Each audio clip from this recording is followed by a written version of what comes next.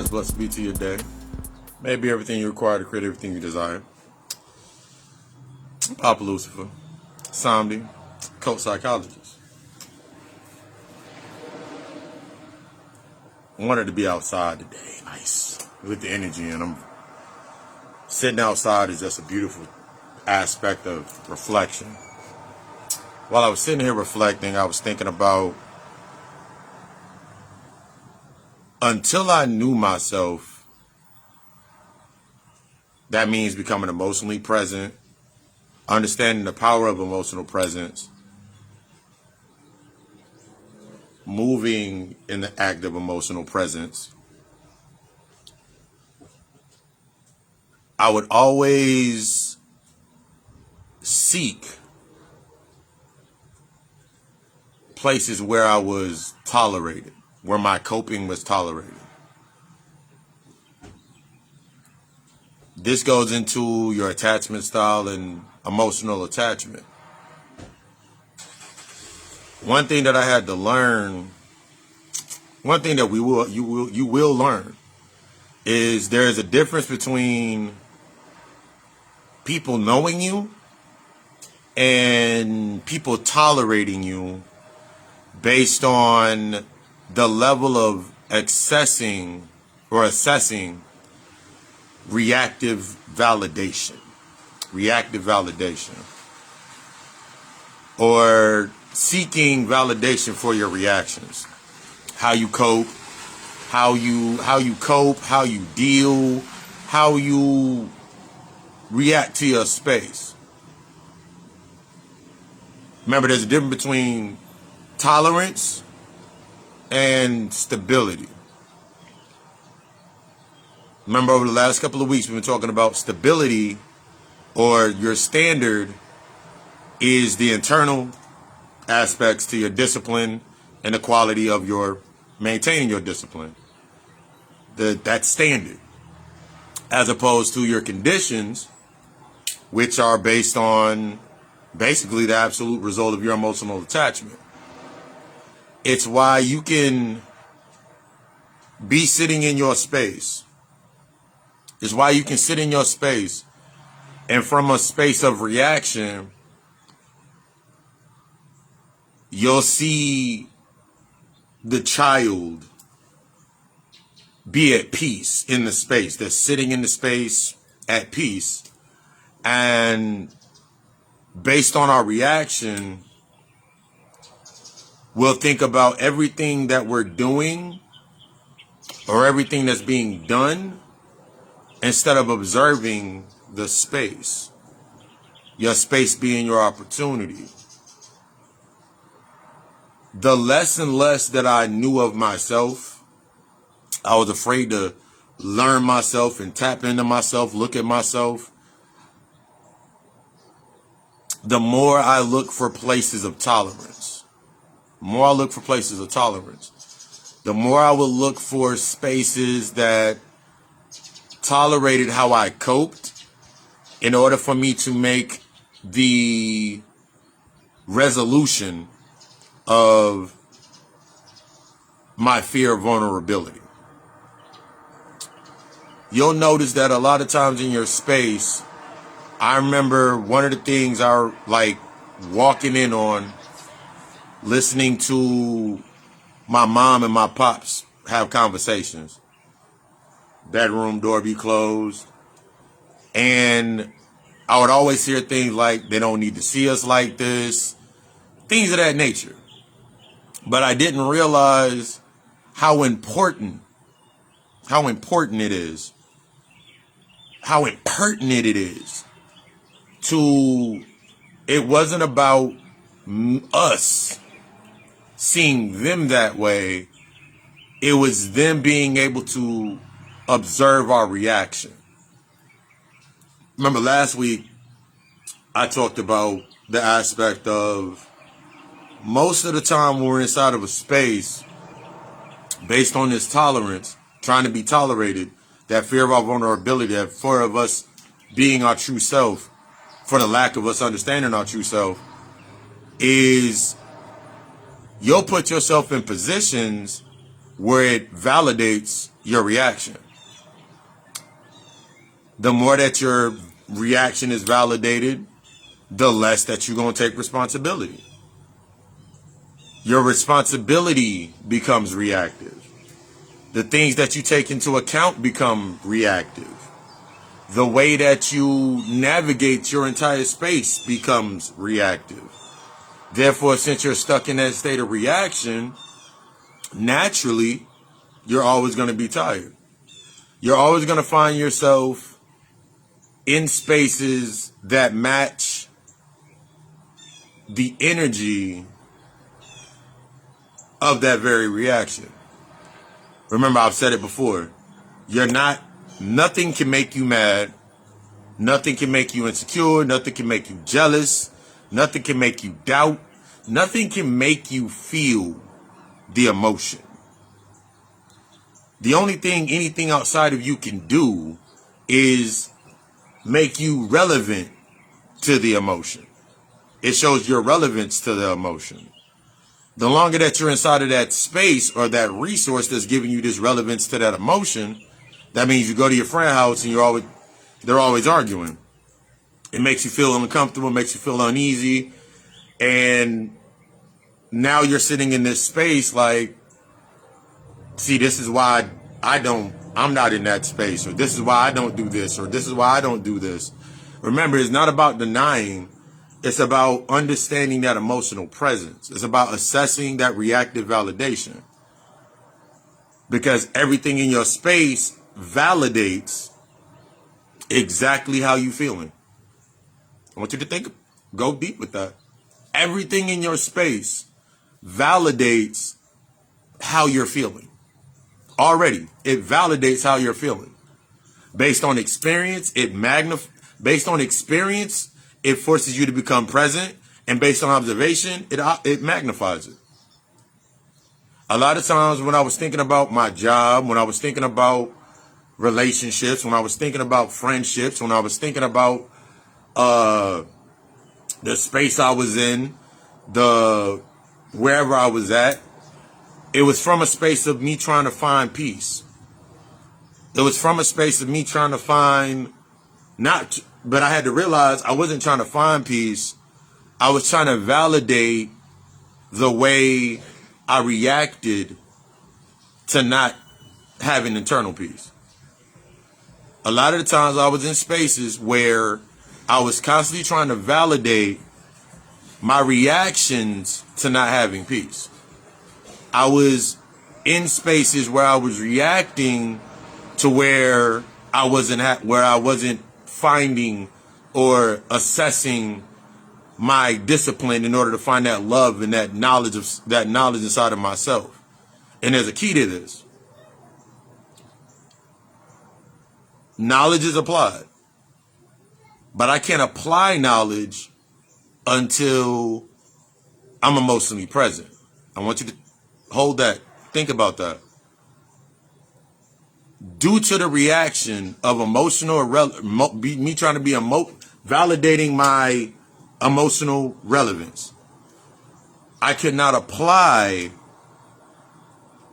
the lesson. I couldn't apply the lesson.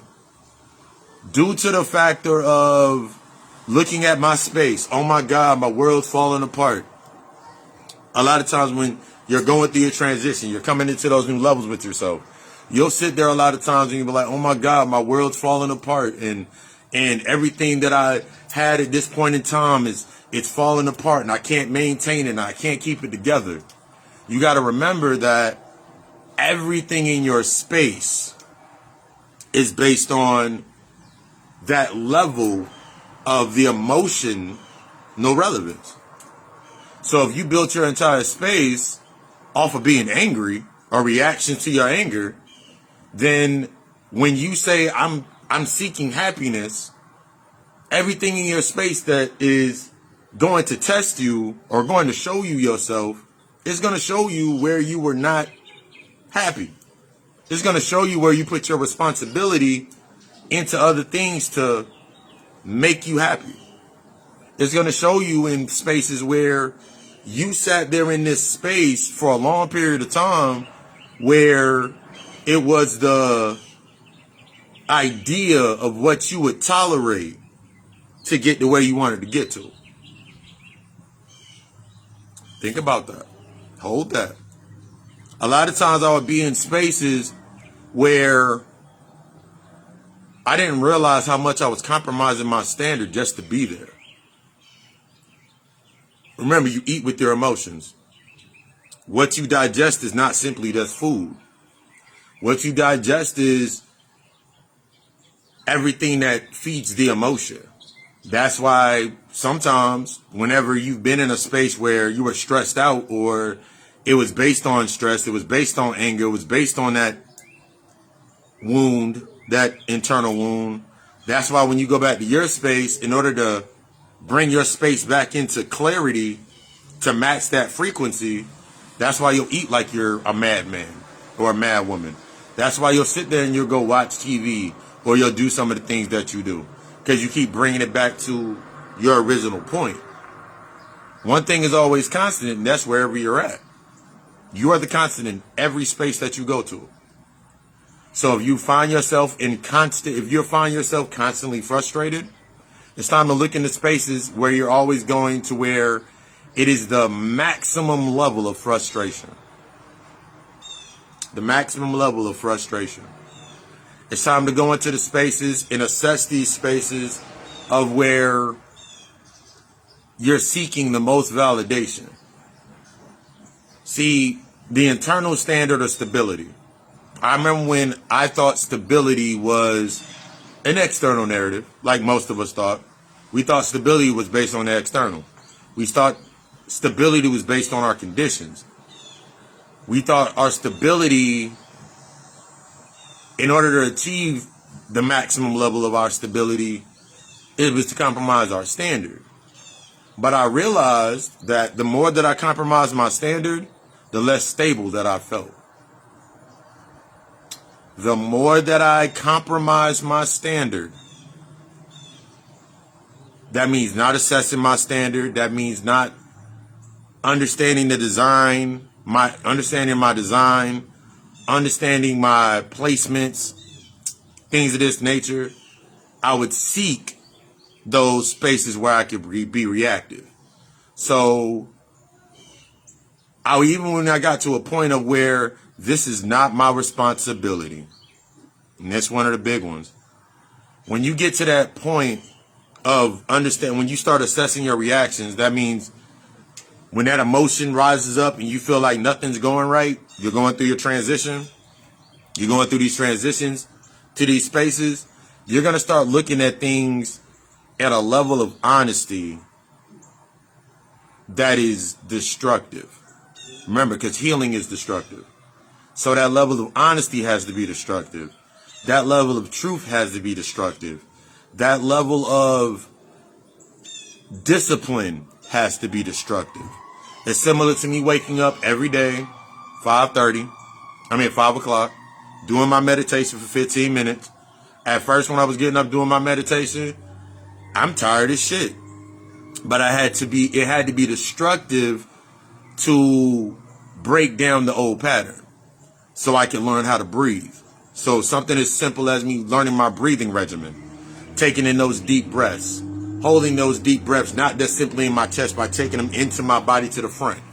Just taking in that deep breath and holding that deep breath and seeing how long I can hold that deep breath. At first, 10 seconds was crazy. Just holding my breath for 10 seconds, feel lightheaded, start shaking. But I had to learn to apply to the emotions I would feel. Because remember, your breath gives everything life, every thought life. So the moment that I take in that deep breath and I hold it for 10 seconds, the doubt comes up. The doubt was already present. The irritation was already present. Whatever emotion I was feeling at the time was already present. The anxiousness was already present. The overwhelm was already present. How I made that real. How I made it real was attaching it to something in my conditions.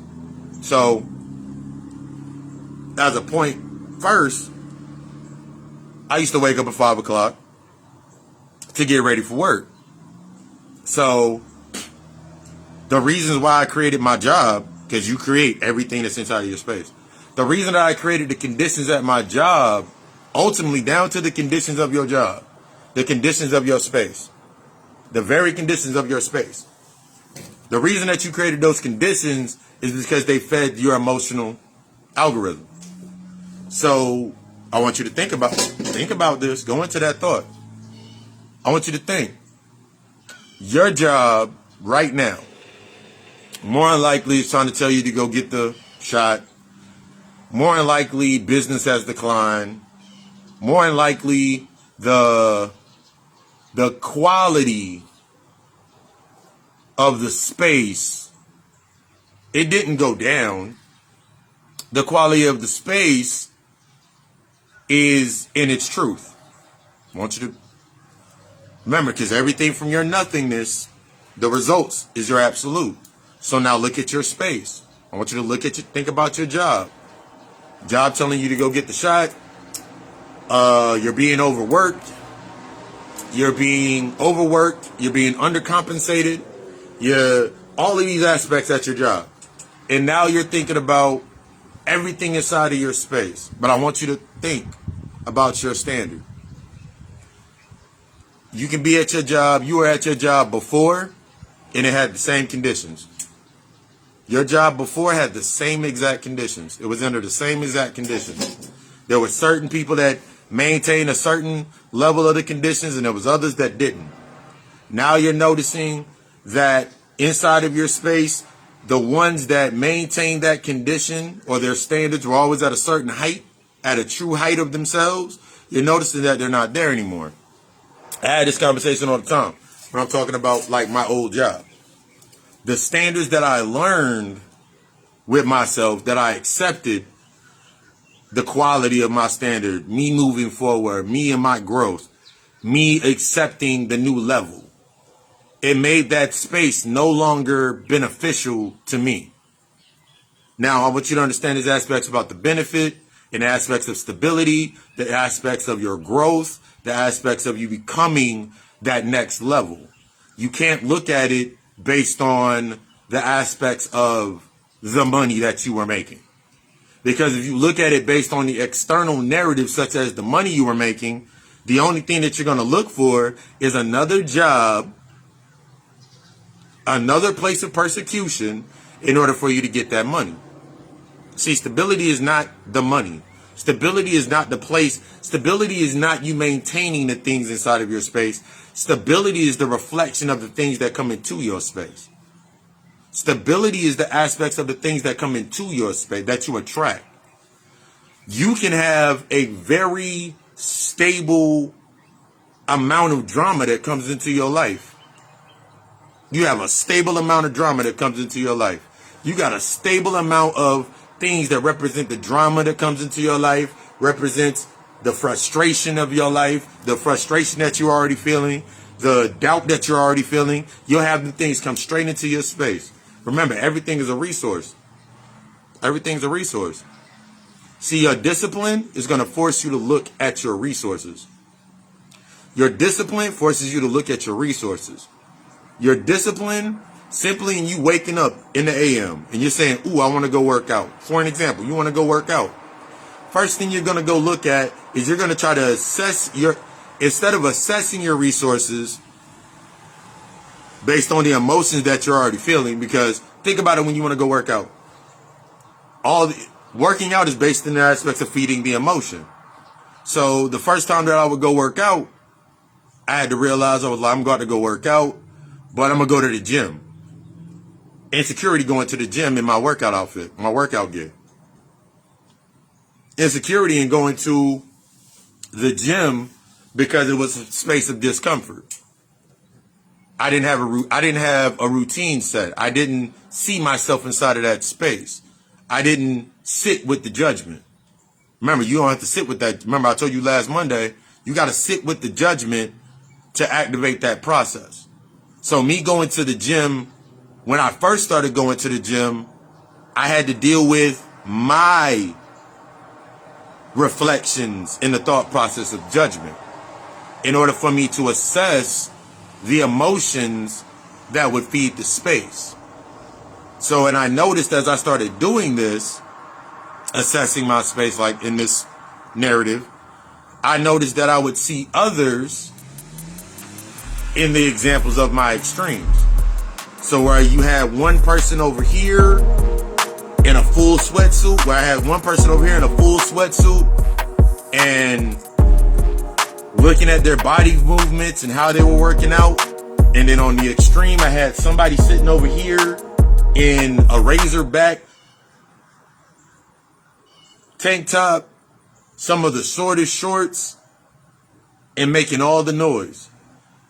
In between was me. In between was myself. I felt like this guy, but I acted like that guy. So you got to understand your resources inside of your space. You can feel like that person over here. You can feel like this person over here. But you start acting like that person over there. This is when we start looking at our space, and when you're trying to seek that validation to how you're acting based on the aspects of your feeling, what you're feeling, that's what you're going to seek to validate you. So if you're frustrated, in doubt with yourself, you're always going to have people around you that validate that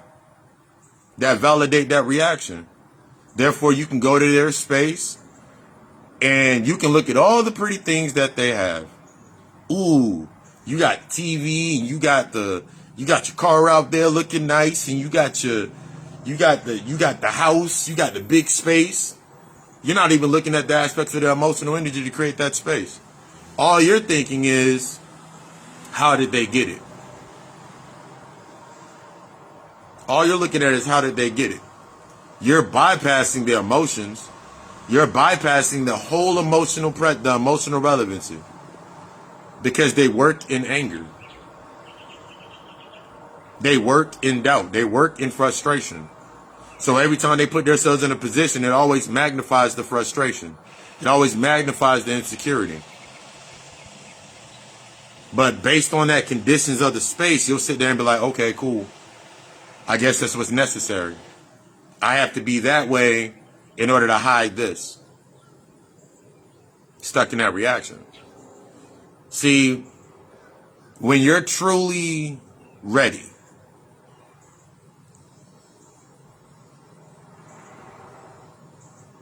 the natural selection process is going to force you to check your red flags.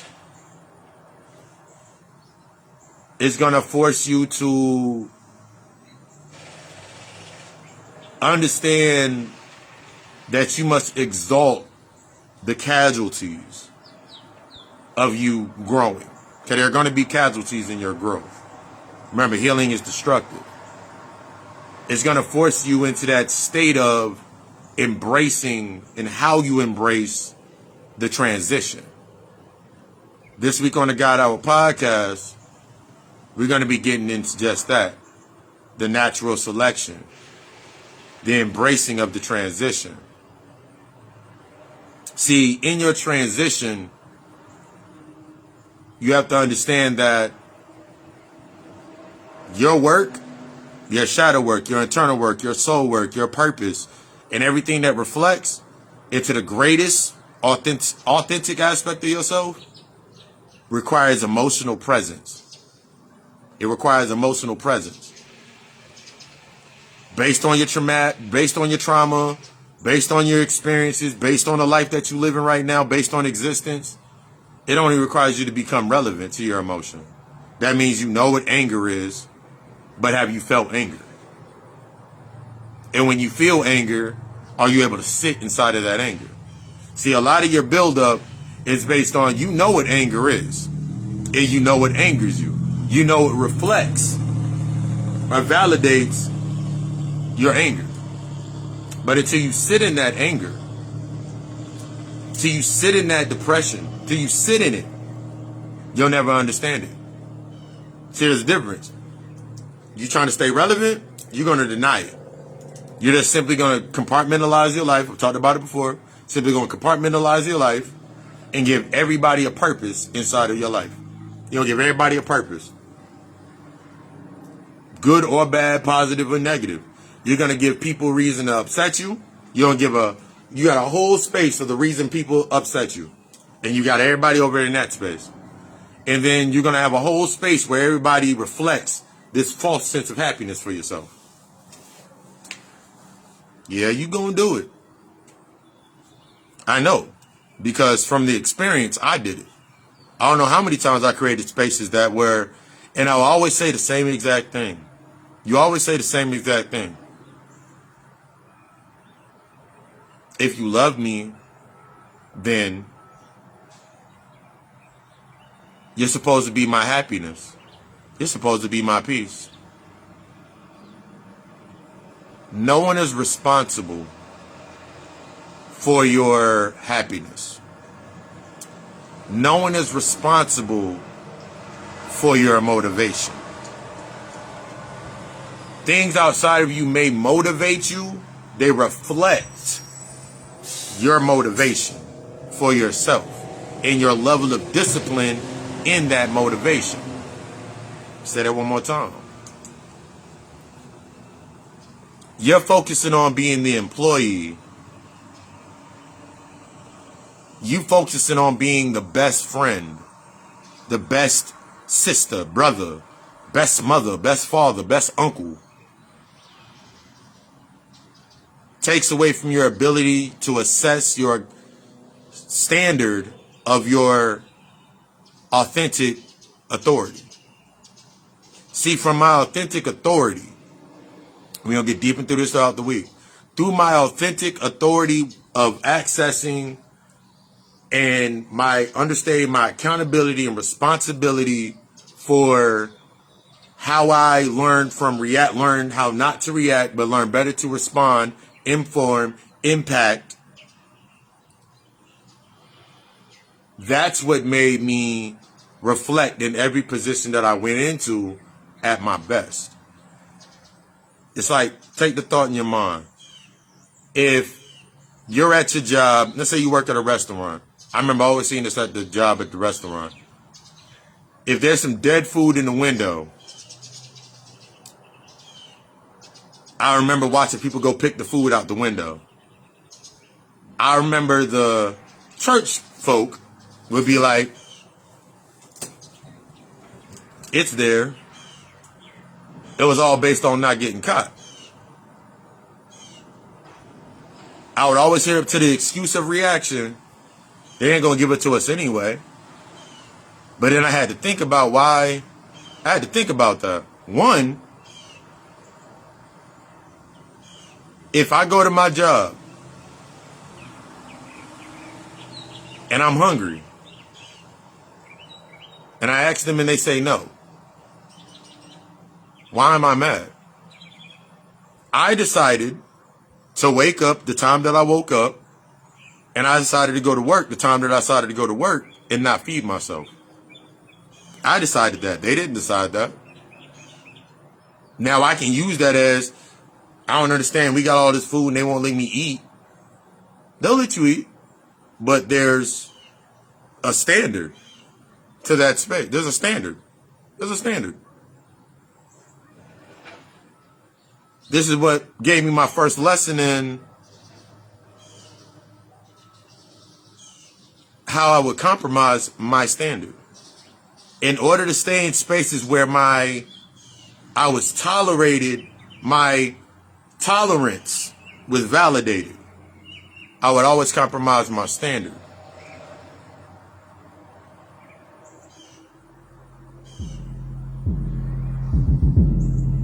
I want you to stop compromising your standard. You're in a space of transition right now. You're in a space of transition. In order to make it through this transition or shift through this transition, you're going to have to assess everything that you're feeling at this time. So you're feeling you're feeling overwhelmed, you're feeling doubt, you're feeling insecure, you're feeling real emotionally raw. I want you to go past the point of reaction. See, the point of the reaction is your conditions.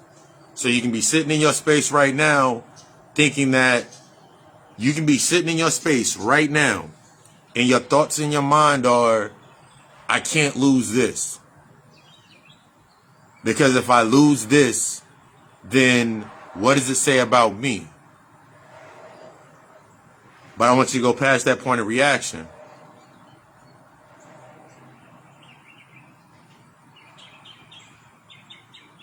When you wake up, what's the first thing on your mind? I want you to hold on to that first thought in your mind. How does that make you feel? I want you to assess, how does it make you feel? So that means if you wake up and you're insecure, if you're feeling irritated, irritable, angry, that fear-based narrative of emotions, I want you to sit there with it. And this is why it's so important to sit there with that feeling. Because if you don't sit there with it, that's going to be the catalyst to you receiving everything that you get in your space. Remember, you are the proverbial question. Your environment and your space is the answer to that question. Your emotional intelligence, that's your question. You're the question. Everything outside of you is your answer. Everything outside of you is your answer. Your opportunity to answer the question.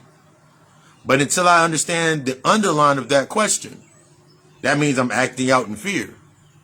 That means let's give a story. Right now, you walk outside of your house. You go for a walk.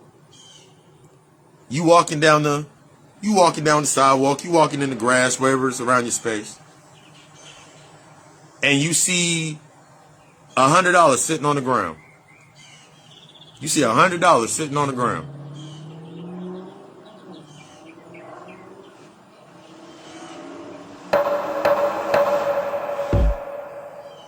But what did you do before that? So you walked out your door in a better mood. You walked outside in a bad mood. I want you to think about this. You woke up in a very irritated mood, and you went for a walk. And because you were in that irritated mood, the first thing that you thought about was something to suppress your irritated mood. So now you walked out of your complex, you walked out of your house, and you walked straight to the gas station or the corner store or the Yaya store, whatever. You walked to the corner store. And you had $1 in quarters, and you got yourself some Lucy's, Black and Mild, whatever. You got a bottle, whatever you got. All because you woke up and you didn't assess your irritation. So now, somebody else wakes up in your same complex, same neighborhood. They in a great mood. They woke up irritated just like you did. Y'all both work at the same place. Woke up irritated just like you did. But instead of suppressing it, they went for a run or a walk. So they went the opposite way. Now both of y'all are running, coming back into your neighbor, coming back into your complex, to your houses. And they say to you, hey, you won't believe what I found on my run. Man, I was running and I found $100 under some, I was running past some debris and there was this tree in my way, this branch was in my way. And when I moved the branch, there was $100 sitting under it. How do you react? How do you react? See, 9 times out of 10, based on you living in that irritation, living in that funky ass mood that you in, the first thing you're going to say is, you're going to sound dry as fuck. First thing you're going to say is like, damn, why can't I have that kind of luck? You can. You can. You can. Because y'all both woke up irritated from the same space. But where you went based on following the irritation,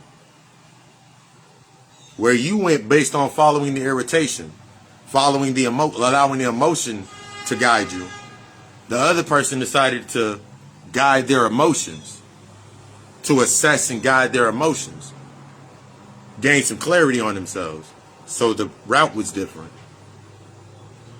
It's time to assess where you're seeking validation for your reaction.